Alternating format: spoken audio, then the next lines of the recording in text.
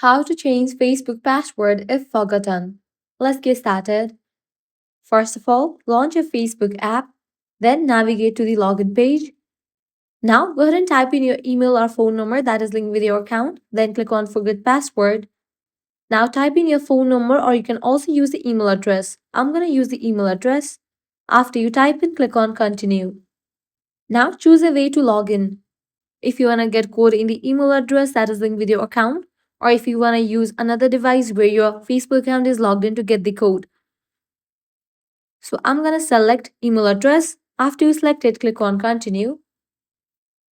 Now you will be receiving code in the email address that you have just entered.